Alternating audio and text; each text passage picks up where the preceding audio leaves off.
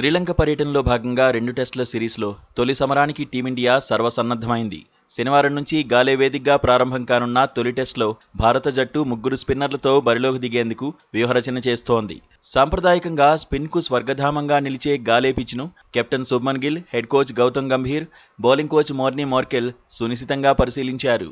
Pitch report ప్రకారం తొలి 2 రోజులు వికెట్ బ్యాటింగ్కు అనుకూలంగా ఉన్నప్పటికీ మూడో రోజు నుంచి అనూహ్యంగా టర్న్ అవుతూ స్పిన్నర్లకు పూర్తి సహకారం అందించనుంది.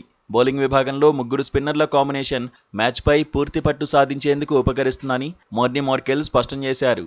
3 స్పిన్నర్లు ఒకవైపు ప్రత్యర్థి బ్యాటర్లను స్పిన్ ఉచ్చులో బంధిస్తుంటే 2 ఫాస్ట్ బౌలర్లు నిరంతరం ఒత్తిడిని పెంచే విధంగా మాస్టర్ ప్లాన్ సిద్ధం చేసినట్లు జట్టు మేనేజ్మెంట్ వర్గాలు వెల్లడించాయి.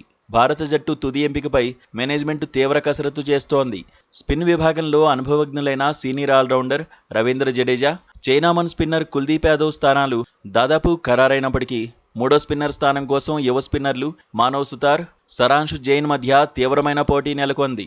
శ్రీలంక బ్యాటింగ్ లైనప్ను పరిగణలోకి తీసుకుని ఆఫ్ స్పిన్కు ప్రాధాన్యత ఇవ్వాలని భావిస్తే సరాంశు జైన్కు అవకాశం దక్కే సూచనలు కనిపిస్తున్నాయి. ఇక పేసు విభాగంలో స్టార్ పేసర్ మహమ్మద్ సిరాజ్ జట్టును ముందుండి నడిపించనుండగా రెండో పేసర్గా ప్రసిద్ధి కృష్ణ బరిలోకి దిగే అవకాశాలు మెండుగా ఉన్నాయి. భారత బ్యాటింగ్ లైనప్లో ఓపెనర్లు యశస్వి జైస్వాల్, కేఎల్ రాహుల్ ఇన్నింగ్స్ను ఆరంభించనుండగా గాయం కారణంగా దూరమైన సాయి సుదర్శన్ స్థానంలో దేవదత్ పడిక్కల్ మూడో స్థానంలో బ్యాటింగ్కు రానున్నాడు.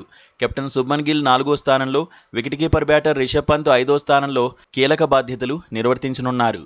అయితే జట్టులో అత్యంత కీలకమైన 6వ స్థానంపై ప్రస్తుతం తీవ్ర ఉత్కంఠ కొనసాగుతోంది. ఈ స్థానం కోసం సర్ఫరాజ్ ఖాన్, ధ్రువ్ జురెల్ మధ్య తీవ్ర పోటీ నెలకొనగా గాలే పిచ్పై స్పిన్ను సమర్థవంతంగా ఎదుర్కొంటూ భారీ ఇన్నింగ్స్లో ఆడగల సత్తా ఉన్న సర్ఫరాజ్ ఖాన్కే మేనేజ్మెంట్ ఓటు వేసే అవకాశం ఎక్కువగా కనిపిస్తోంది.